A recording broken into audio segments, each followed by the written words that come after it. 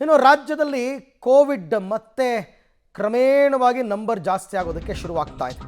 ಕಳೆದ 20 ದಿನಗಳಲ್ಲಿ ಸೋಂಕು ಹೆಚ್ಚಳವಾಗಿದೆ.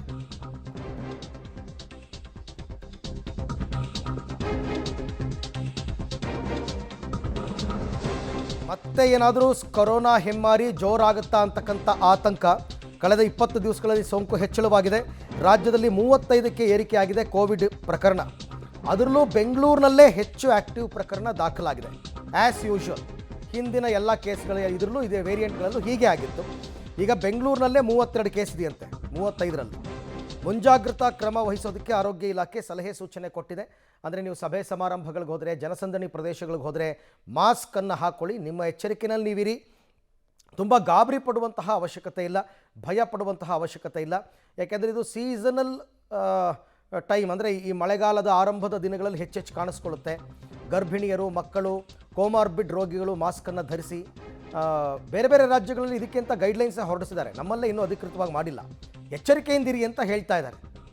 ಯಾವ ರೀತಿ ಅಂದರೆ ಮಾಸ್ಕನ್ನು ಧರಿಸೋದು, ಎಲ್ಲಿ ಜನನಿಬಿಡ ಪ್ರದೇಶಕ್ಕೆ ನೀವು ಹೋದಾಗ, ಅಂದರೆ ಈ ಮಾರ್ಕೆಟ್ಗೆಲ್ಲ ಹೋಗ್ತೀರಾ, ಬಸ್ ಸ್ಟ್ಯಾಂಡು, ರೈಲ್ವೆ ಸ್ಟೇಷನ್ನು, ಇಂಥ ಕಡೆ ಎಲ್ಲ ಸ್ವಲ್ಪ ನಿಮ್ಮ ಎಚ್ಚರಿಕೆಯಲ್ಲಿ ನೀವಿರಿ. ಮನೆಯಲ್ಲಿ ವೃದ್ಧರಿರ್ತಾರೆ, ಪುಟಾಣಿ ಮಕ್ಕಳಿರ್ತಾರೆ, ಬಿ ಕೇರ್ಫುಲ್. ಜನಸಂದಣಿ ಪ್ರದೇಶದಲ್ಲಿ ಮಾಸ್ಕ್ ಹಾಕ್ಕೊಳ್ಳಿ. ಇವೆಲ್ಲವೂ ಕೆಲವೊಂದು ಎಚ್ಚರಿಕೆಯ ನಡಾವಳಿ. ಆಮೇಲೆ ಇದನ್ನೇನು ಜನರಿಗೆ ನಾವು ಹೊಸದಾಗಿ ಹೇಳಬೇಕಾಗಿಲ್ಲ. ಎವ್ರಿ ಒನ್ ನೋಸ್ 2019, 20, 21ರಲ್ಲಿ ಏನಾಗಿತ್ತು ಅಂತ.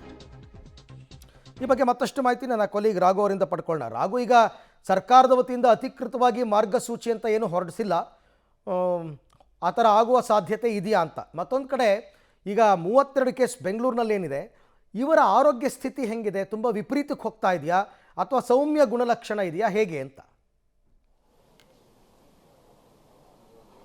ಅರವಿಂದ್, ಸದ್ಯಕ್ಕೆ ಇರುವಂತಹ ಮಾಹಿತಿಯ ಪ್ರಕಾರ ಆಕ್ಟಿವ್ ಕೇಸ್ಗಳೇನಿದೆ ಅವರ ಯಾರ ಆರೋಗ್ಯವೂ ಕೂಡ ಅಂತಹ ದೊಡ್ಡ ಗಂಭೀರ ಪರಿಸ್ಥಿತಿಯಲ್ಲಿ ಇಲ್ಲ. ಎಲ್ಲರಿಗೂ ಕೂಡ ಪಾಸಿಟಿವ್ ಕಾಣಿಸ್ಕೊಂಡಿದೆ. ಪಾಸಿಟಿವ್ ಕಾಣಿಸ್ಕೊಳ್ತಾ ಇದ್ದಾಗೇ ಅವ್ರಿಗೆ ಅವರ ಟ್ರೀಟ್ಮೆಂಟ್ ಏನಿದೆ ಅದನ್ನು ಕೊಡುವಂಥ ಕೆಲಸಗಳು ಆಗ್ತಾ ಇದೆ. ಬಟ್ ದೊಡ್ಡ ಪ್ರಮಾಣದಲ್ಲಿ ಆ ರೀತಿ ಸಮಸ್ಯೆ ಇನ್ನೂ ಕೂಡ ಕಂಡು ಬಂದಿಲ್ಲ. ಬಟ್ ಸರ್ಕಾರ ಮುನ್ನೆಚ್ಚರಿಕಾ ಕ್ರಮವಾಗಿ, ಮುಂಜಾಗ್ರತಾ ಕ್ರಮವಾಗಿ ಸದ್ಯ ಈ ಒಂದಷ್ಟು ಸಲಹೆ ಸೂಚನೆಗಳನ್ನ ನೀಡುವಂಥ ಕೆಲಸವನ್ನು ಮಾಡಿದೆ. ಈಗಾಗಲೇ ನೆರೆಯ ರಾಜ್ಯಗಳಲ್ಲಿ ನೋಡ್ತಾ ಇರ್ಬೋದು, ಒಂದಷ್ಟು ಅಡ್ವೈಸರಿಗಳನ್ನು ಬಿಡುಗಡೆ ಮಾಡೋದ್ರ ಮುಖಾಂತರವಾಗಿ ಮುಂದಿನ ದಿನಗಳಲ್ಲಿ ಆಗಬಹುದಾದಂಥ ಸಮಸ್ಯೆಗಳನ್ನು ತಡೆಗಟ್ಟಬೇಕು ಅನ್ನುವಂಥ ಕಾರಣಕ್ಕಾಗಿ ಒಂದಷ್ಟು ಕ್ರಮಗಳನ್ನು ಕೈಗೊಂಡಿದ್ದಾರೆ. ಸೊ ಅದೇ ರೀತಿಯಲ್ಲಿ ರಾಜ್ಯ ಸರ್ಕಾರ ಕೂಡ, ರಾಜ್ಯ ಆರೋಗ್ಯ ಇಲಾಖೆ ಕೂಡ ಈ ಒಂದು ನಿರ್ಧಾರಕ್ಕೆ ಬಂದಂಗೆ ಕಾಣ್ತಾ ಇದೆ. ಸೊ ಈಗಾಗಲೇ ಜನನಿಬಿಡ ಪ್ರದೇಶಗಳಲ್ಲಿ ಹೆಚ್ಚಾಗಿ ಓಡಾಟ ಮಾಡುವಂಥವ್ರು, ಜೊತೆಗೆ ಮಕ್ಕಳು, ವಯಸ್ಸಾದಂಥವರು, ಗರ್ಭಿಣಿಯರು, ಆರೋಗ್ಯ ಸಮಸ್ಯೆ ಇರುವಂಥವ್ರು ಕೊಂಚ ಎಚ್ಚರಿಕೆಯನ್ನು ವಹಿಸೋದು ಸೂಕ್ತ ಅಂತ ಹೇಳಿ ಸಲಹೆಯನ್ನು ಕೊಟ್ಟಿದೆ.